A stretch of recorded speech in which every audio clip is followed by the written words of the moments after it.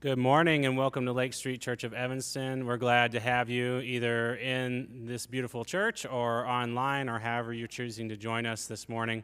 And it is a very pretty morning indeed.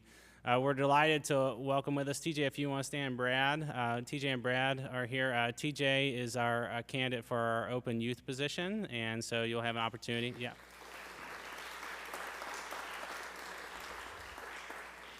You'll have an opportunity to meet him during coffee hour, and so I would encourage you to do that and to make yourself known and to meet him. Thanks, TJ, Brad. Thanks for being here.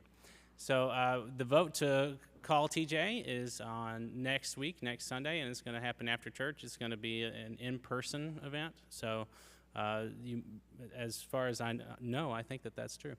So it's an in-person event, and so you're going to want to be there for that. And so we announced it a couple weeks ago. Now this is the sort of final verbal announcement, if you will, for next week for that meeting. So I want to invite you to that, and that's going to take place immediately after church. We've also rescheduled our petting zoo that's going to be there that day. So an interesting combination, but you can come for whatever reason you like. But definitely our petting zoo is going to be there on that Sunday as well. The following Sunday, on October 2nd, we're going to say goodbye and thank Amber for her 6 years of service. So why don't we have a hand for Amber as well?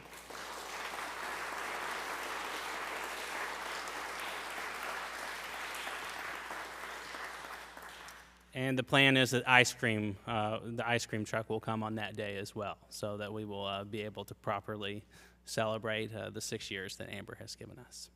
And with that, I'm going to turn over to Martha for her mission moment.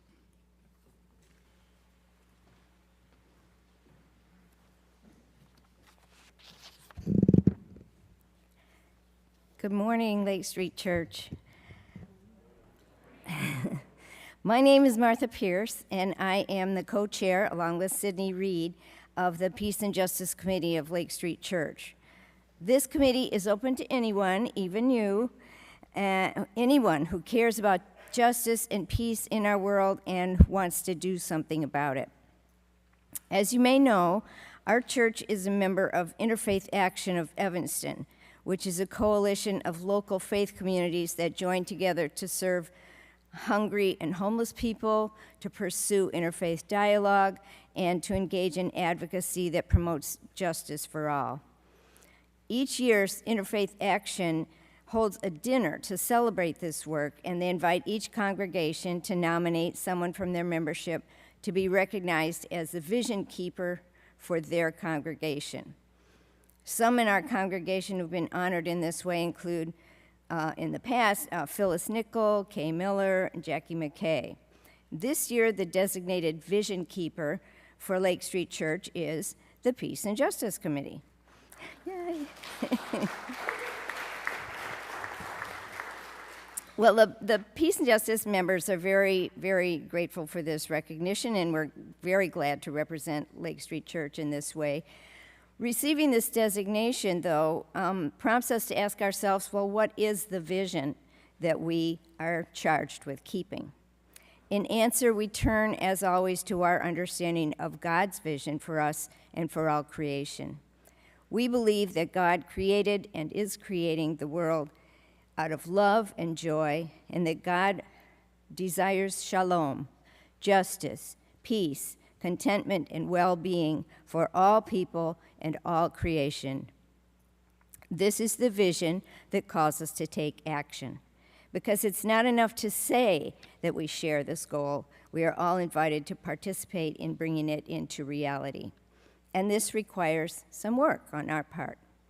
And even though sometimes that work can sound kind of mundane and boring, or even difficult, expensive, and time-consuming, like going to meetings and making phone calls and getting people to sign petitions and reading and studying the issues and struggling to come up with just solutions, that's what it takes to remake our world in the image of God's vision.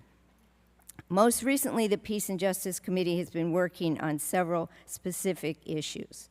These include protecting our water through efforts to stop oil pipelines that are crossing indigenous and environmentally precious lands, supporting the reparations campaign in Evanston, ministering to asylum seekers who arrive in our city with many needs, including the Hovell family who are currently living in our church building, and advocating for the efforts of Connections for the Homeless to buy the Margarita Inn and establish it as a supportive housing option. We're working to arrange a chance to tour that building. If people are interested, you could let us know. It's a lot of work, and that's why we have a committee to do it, so that we can share our energies and wisdom and creativity and information with each other and do so much more together than we could do alone. And we also share cookies and stories and laughter and love with each other, because we also need those things to help us keep up the good struggle. Our committee meets monthly, either on Zoom or here at the church, and we welcome you to bring your ideas and energy to help us bring God's vision of shalom into reality. Thank you.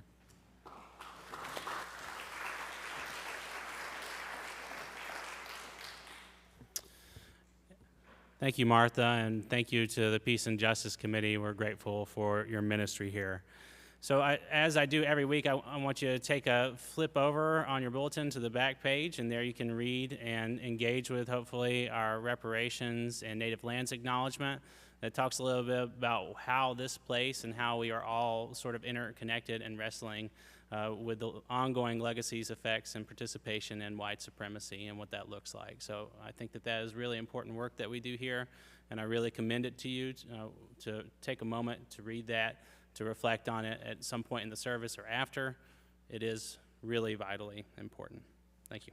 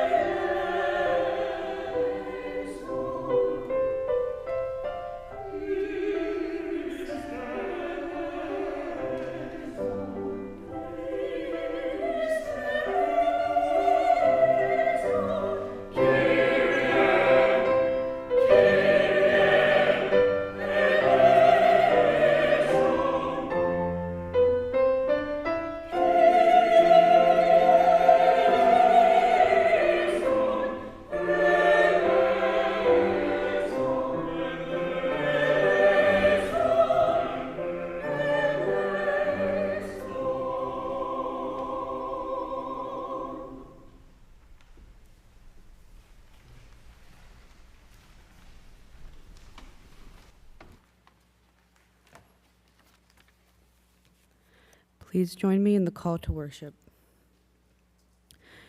You may be an ambassador to England or France. You may like to gamble. You may like to dance. You may be the heavyweight champion of the world.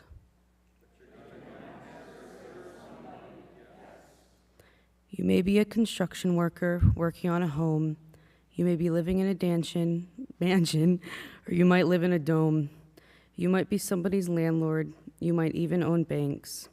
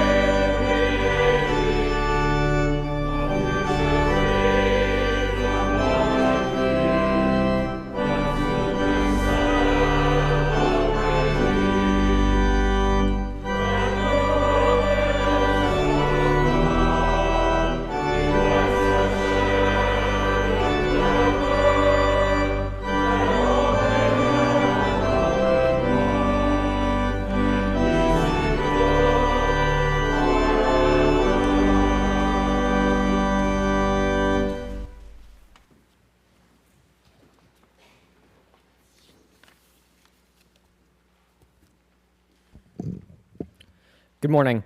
My name is Diego Dolly, and I'm a sophomore at Evanston Township High School. The youth program is ready to get back after an exciting summer of camps, sports, and travels. Sunday school resumed last week, and this weekend was our first Friday night club of the year. 8 of us went to Skokie Sports Park, mini golf, and driving range. We had a lot of fun. Today we are excited to get ready for a new chapter in the youth program by welcoming the new youth pastor candidate, T.J. Williams. We look forward to getting to know him in class, and he will be available during coffee hour for conversation. Another new thing is that the youth room is getting a new ceiling to help with soundproofing. Amber and the House Committee are looking for helpers on Saturday, October 1st, to put up the ceiling and to put the furniture back in time for the class the next morning. Please contact Amber or Jim Bell if you can help. Sunday, October 2nd, is Amber's last day on staff at Lake Street Church. We will celebrate her 6 years with the youth program by having a party during Sunday school, treats, and a slideshow during coffee hour. Please join us. Finally, it is Sandwich Making Sunday for the night ministry. We will be in McLeish during coffee hour and welcome your help as we pack 100 sack lunches for teenagers experiencing homelessness. Thank you. Today's first ancient witness reading is from Nidana Sutta. Monks, these 3 are causes for the organization of actions. Which 3? Greed is a cause of the organization of actions. Aversion is a cause for the organization of actions. Delusion is a cause for the organization of action. Greed. Any action performed with greed, born of greed, caused by greed, organization from greed, wherever one's selfhood turns up, there that action will ripen. Where the action ripens, there one will experience its fruit, either in this very life that has arisen or farther along in the sequence. Blessed be.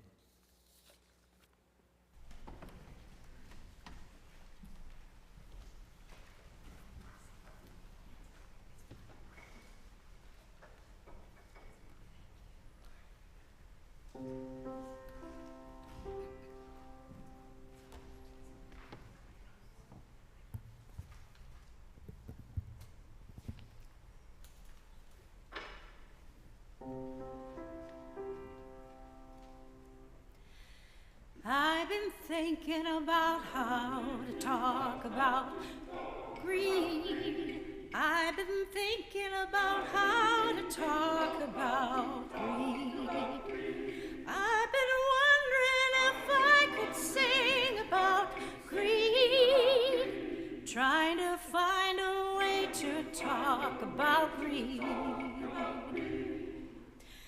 Greed is a poison rising in this land, the soul of the people twisted in its command. It moves like a virus, seeking out everyone. Greed never stops, its work is never ever done. A creeping, choking, killing, invading everywhere.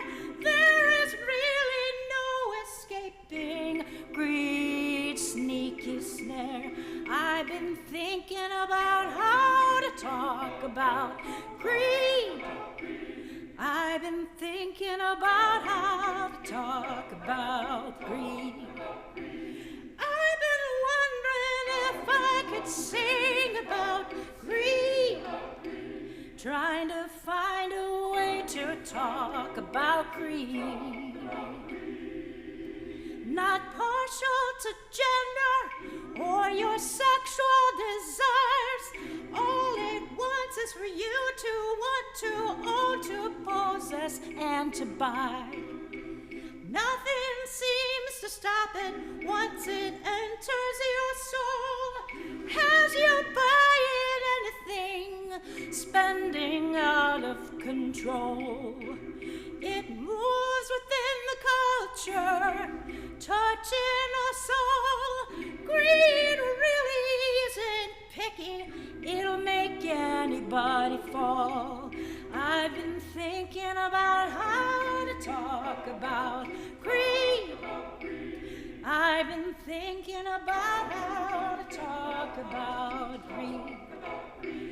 I've been wondering if I could sing about greed, trying to find a way way to talk about greed. It's been around a long time, since before we began. Before this was a nation, we drove people to this land. Greed-driven men created slavery. Black men, women, and children became somebody's property. Greed is a strand in the American dream. Having more than you need is the essential theme. I've been trying to think about how to talk about greed. I've been trying to think about how to talk about greed. I've been wondering if I could sing about greed. Trying to find a way to talk about greed.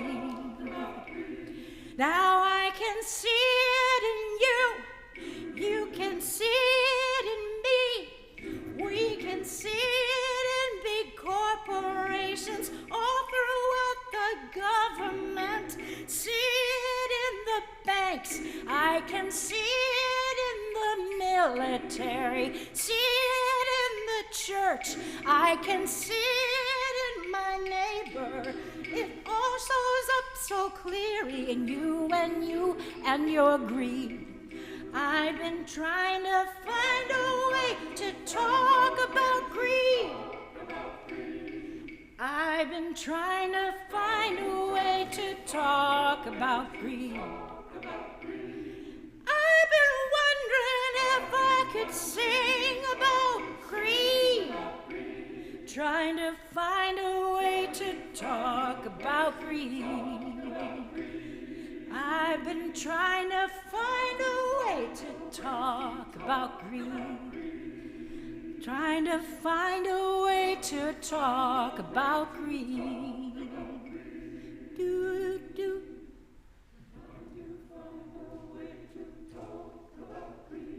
Do, do, do.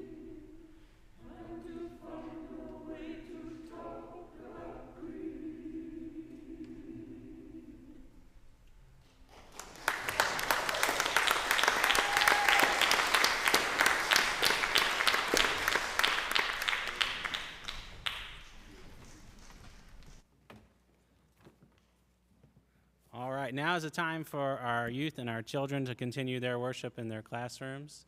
And yeah, you got it.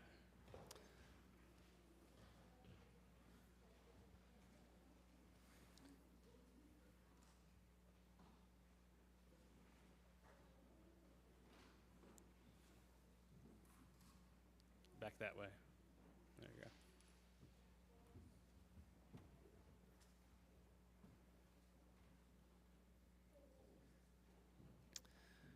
So our question for reflection as we're thinking about greed, I guess, but we're thinking about something a little bigger. We're thinking about how you organize your life.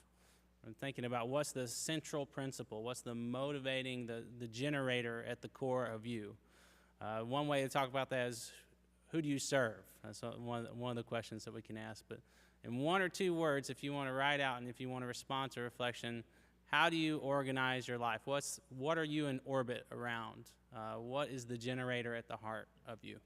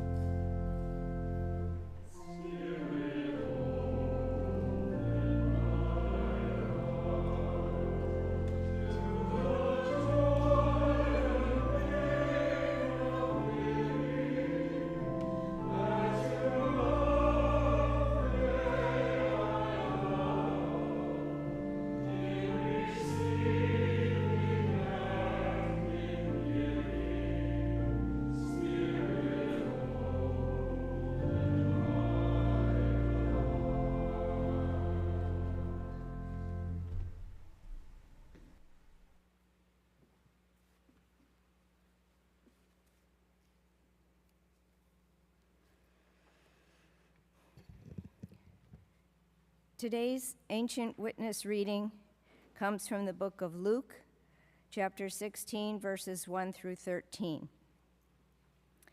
Then Jesus said to the disciples, "There was a rich man who had a manager, and charges were brought to him that this man was squandering his property. So he summoned him and said to him, 'What is this that I hear about you?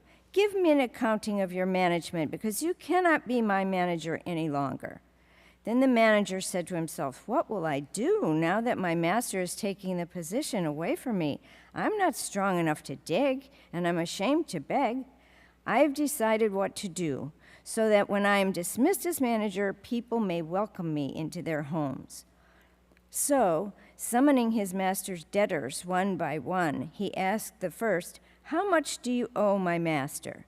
He answered, 100 jugs of olive oil. He said to him, 'Take your bill, sit down quickly, and make it 50. Then he asked another, 'How much do you owe?' He replied, 100 containers of wheat. He said to him, 'Take your bill and make it 80. And his master commended the dishonest manager because he had acted shrewdly. For the children of this age are more shrewd in dealing with their own generation than are the children of the light. And I will tell you, my friends, make friends for yourselves by means of dishonest wealth, so that when it is gone, they may welcome you to the eternal homes. Whoever is faithful in a very little is faithful also in much, and whoever is dishonest in a very little is dishonest also in much. If then you have not been faithful with the dishonest wealth, who will entrust to you the true riches?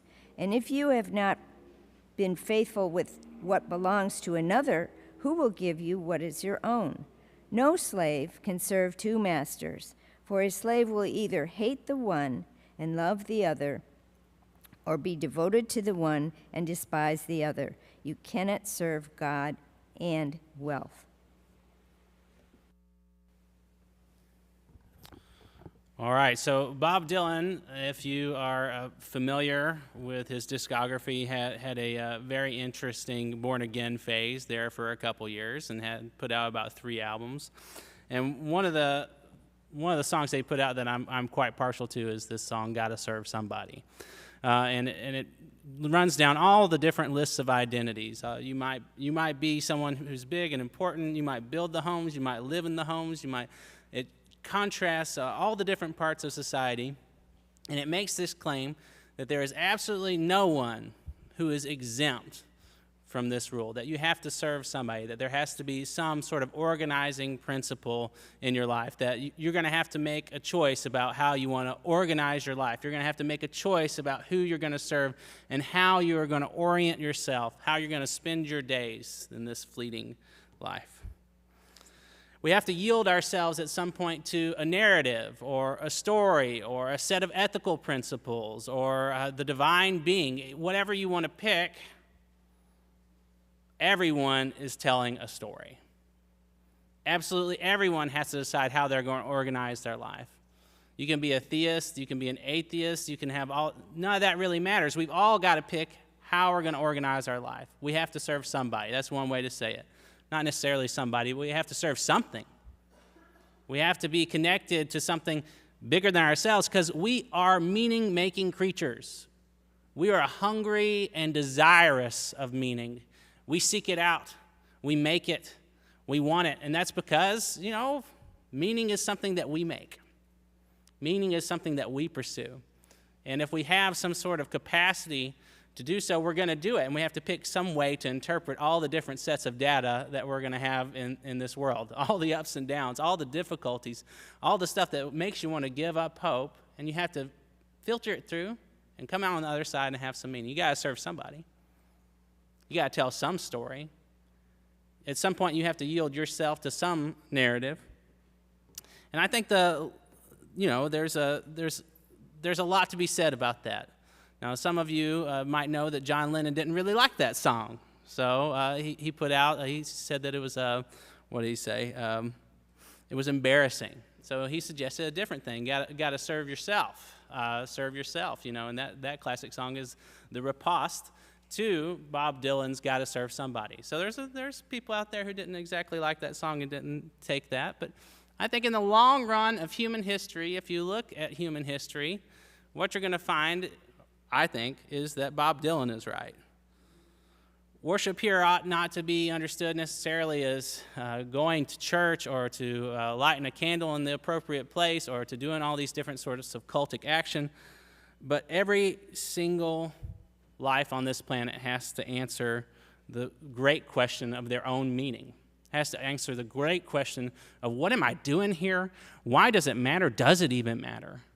We have to seek that out, and that's just part of what it means to be human. Whether that story is about a God who created everything and we owe fealty to that God, or a story that there is no God and no meaning, and therefore we make the meaning together as humans, whatever you like. There are a lot of different competing stories out there, and that's the issue. We have so many different stories that compete for our attention and how we organize our life, and we have to pick. And so how we live our lives when we think about this story is really important, because saying that you believe in something really doesn't count for much. You can believe in lots of stuff. People say they believe in God all the time, and we had Ron DeSantis this week, who is a good Christian man, right? He believes in that. And, you know, when he sent those folks from Venezuela to Martha's Vineyard, what he did is he made a mockery of Christ. He abused Christ. He human trafficked Christ. That's the issue here. So we have people who say they believe something all the time, and it doesn't really count for anything. So believe in something all you want, but how you live your life, that's going to tell. That's going to give testimony to what you really believe. That's going to give testimony to how you orient your life. That gives testimony to what's in here. St. Francis of Assisi had this great way of saying it, preach the gospel often, and when necessary, use words, right? When you have to, you can say the words. Because the words really, they don't mean much unless they're backed up by actions. They don't really mean a lot. And we see this all the time, I think, in our political reality. But this is not a sermon about Ron DeSantis, even though I'm really upset. But the question here is, are you living your story in an authentic way? And this is a question only you can answer. No one can answer it for you. What or who or how are you serving? That's another way to ask that question. Because you're going to serve something. You're going to orient your life somehow. You're going to be in orbit around something. You're going to make meaning however you can get it. So that's going to happen. But it takes some reflection to say, you know what? It turns out that that mercy's at the core of my being, or something like that. It turns out that really what I'm organized around is is trying to react to climate change. All that sort of takes some self-reflection. It's not necessarily there. So you're going to tell that story, and I tell you what, there's a lot of other stories out there. My least favorite in the entire universe, I can tell you my least favorite story out there is whoever dies with the most toys wins. I see this bumper sticker from time to time.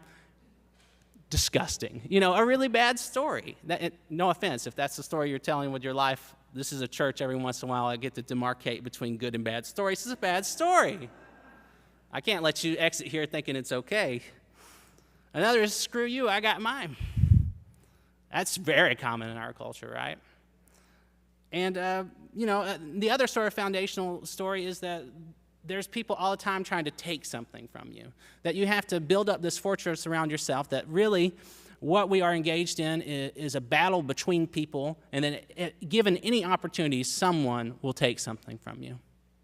Someone will hurt you. Someone will harm you. And so what do? We build. If we're living our life that way and we really believe that and we've gone through trauma, then we're going to build a fortress around ourselves. We're never going to let anybody in because we can't. That's our organizing principle. There are a lot of stories out there. Not all of them are good. A lot of these are not very good. Those are the foundational sort of stories of our existence. And culture is constantly feeding you some stories that it wants you to tell. It wants you to live your life in a certain way.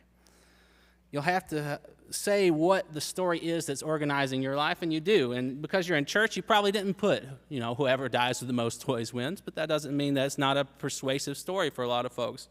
A lot of you are thinking about family or love. What would be the most loving thing to do? Leaving the world a better place. Some of you organize and tell the story about helping others or about friends in health.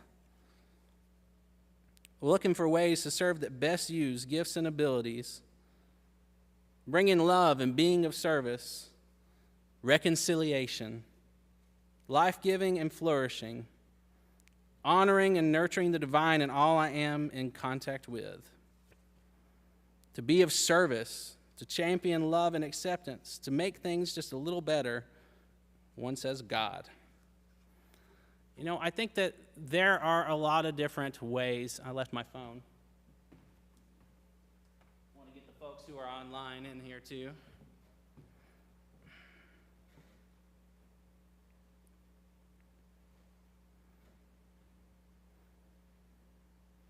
To build emotional consciousness, a desire to ensure that I belong and am welcomed by others. That's all I got. So those are two in addition to all you wrote here. So many good stories there. To live our lives in such a way that it would be of use. To really have some sense that what we do in the world, it really counts for something, and we have to get up in the morning to do it. What we're looking for is can our hands meet this great need in the world? The world seems to throb constantly with need, and yet we don't know what to do. And so figuring out the great journey of our life is figuring out where we can put our hands, what we can do.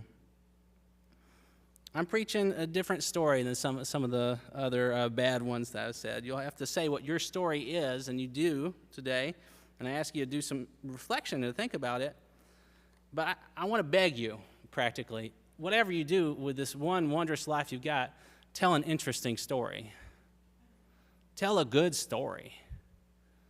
Organize yourself in such a way that you are pursuing something that is at least interesting. These other stories that I mentioned about having the most toys or having the most wealth or accumulating all the most stuff or that everyone is out to hurt you, all that stuff is boring.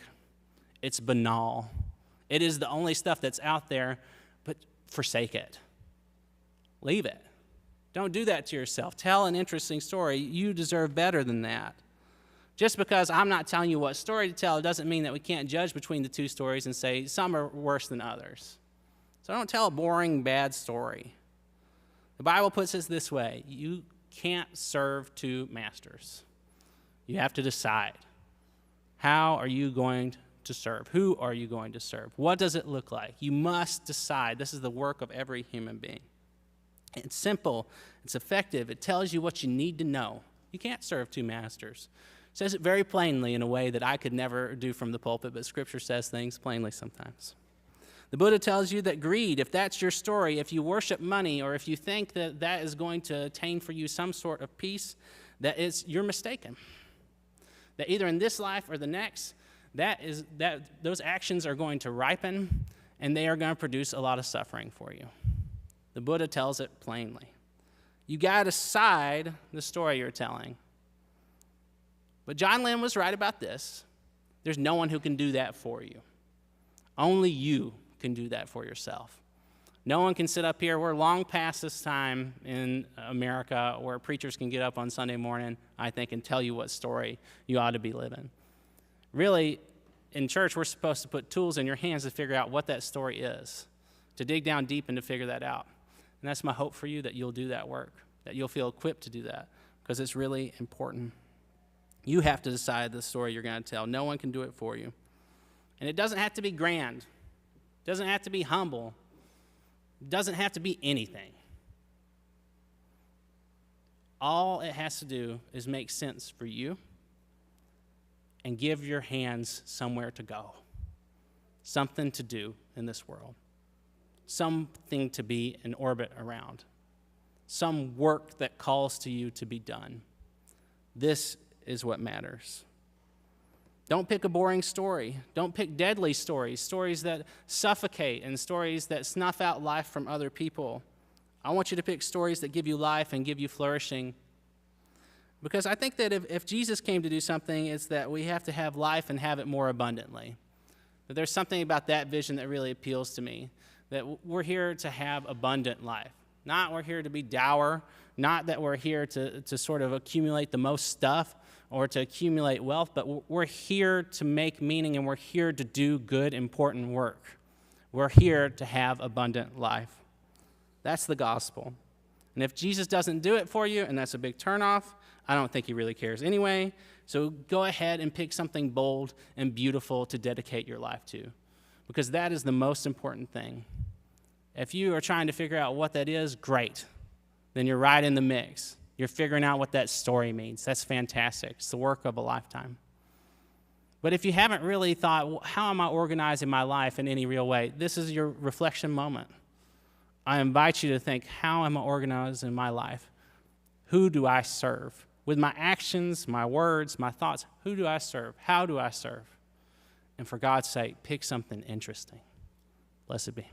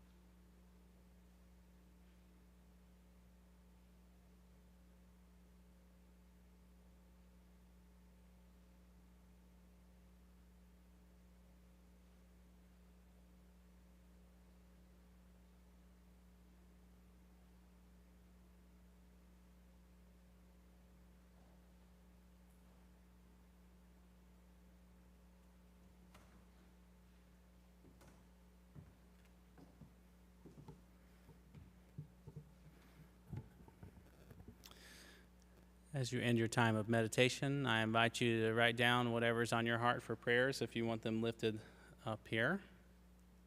And if you're online, I invite you to type out what is on your heart and what you want to lift up.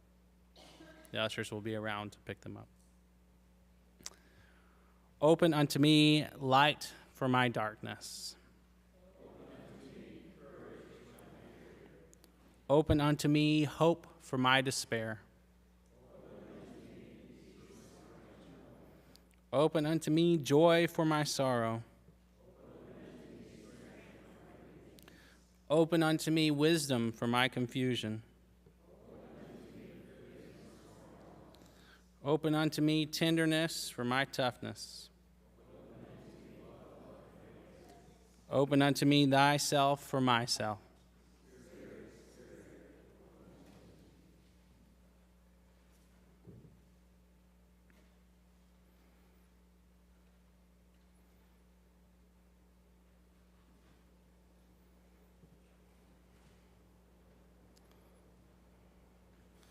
We lift up Karen Kidd and her family as she lost her father this week.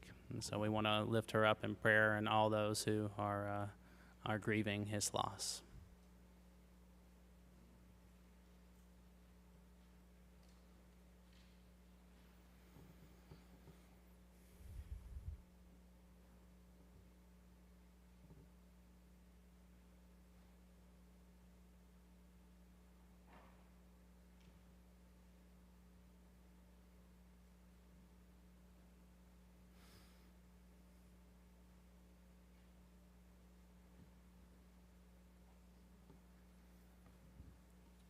We have a prayer for our soil, our leaders, our democracy, our earth, our humanity, prayers for love and loving kindness. We have a prayer of comfort for Karen Kidd and her family, the passing of her father. We have prayers of healing for George Emmerich and Nancy Smith.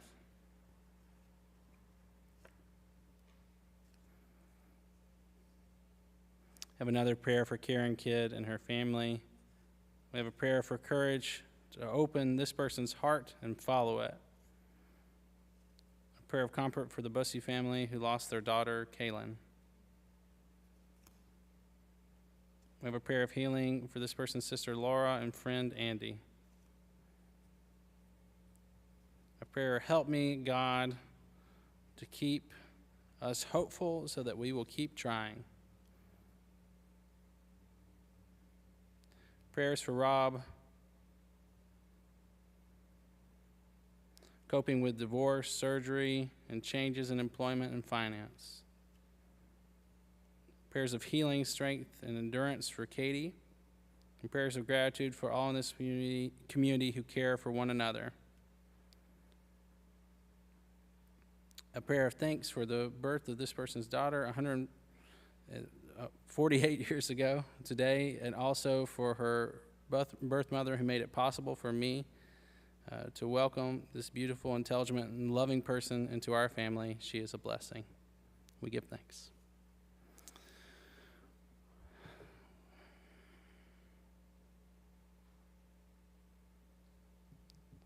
All right. Holy One, we lift up to you these prayers, and we know that you alone are capacious to hold all the different parts of us. Help us to be directed by your great story of love, of something that is more than what we experience in our world. Help us to move towards that, to be drawn near it, and to exist in orbit around it in some way. Help us to be more capacious, and help us and guide us along that path. We pray especially for those who are suffering in mind and body and spirit, who are dealing with something that is beyond them or who are trying to cope through a lot of changes. We ask that you would draw as near and as close to them as their next breath, that you would be present with them in their moments of need. We pray also for those who are experiencing joy and celebrate alongside them. We ask that you would be with them in those moments of joy as well. Amen, and blessed be. All right, now is the time of our offering, and I want to invite you to give as you are able of your time, money, energy, and attention. If you're looking to do the second of those, money, we do have a lot of folks who give online these days. I want to commend that to you and ask that you continue to do that, and want to thank you for doing that, everyone who's here who's a faithful giver. But we also have our plates in the back, and if that's something that you're thinking about, we're not going to pass them around, but they're back there. I also want to say we're gearing up to start our 2023 pledge season, and some of you have already turned in your pledges. If you haven't, give some thought to it. It'd be great to know a little bit. The earlier we know, the better, and the easier it is to approach a budget process. So I want to thank you for that, and thank you for being partners with us as we move this congregation into the future.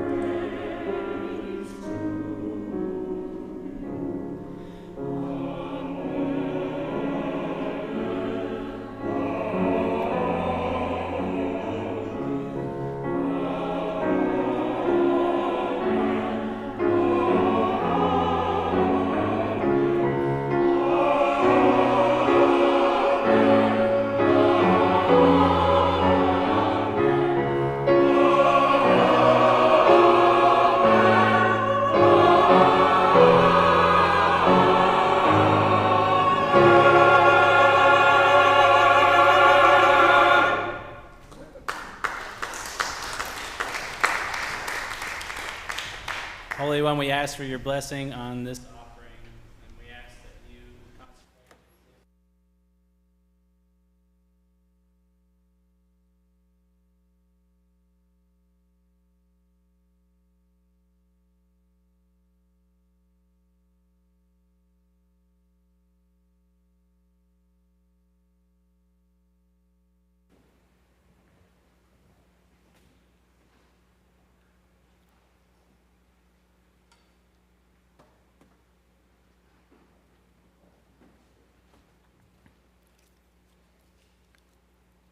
Our call to commitment today comes from David Foster Wallace in a writing entitled, "This is Water: Some Thoughts Delivered on a Significant Occasion About Living a Compassionate Life." Because here's something else that's weird but true. In the day-to-day trenches of adult life, there's actually no such thing as atheism. There's no such thing as not worshiping. Everybody worships. The only choice we get is what to worship. And the compelling reason for maybe choosing some sort of God or spiritual type thing to worship, be it JC or Allah, be it Yahweh or the Wiccan mother goddess or the Four Noble Truths or some inviolable set of ethical principles, is that pretty much anything else you worship will eat you alive. If you worship money and things, if they are where you tap real meaning in life, then you will never have enough, never feel you have enough. It's the truth. And worship your body and beauty and sexual allure, and you will always feel ugly. And when time and age start showing, you will die a million deaths before they finally grieve you. On one level, we all know this stuff already. It's been codified as myths, proverbs, cliches, epigrams, parables, the skeleton of every great story. The whole trick is keeping the truth up front in daily consciousness. Blessed be.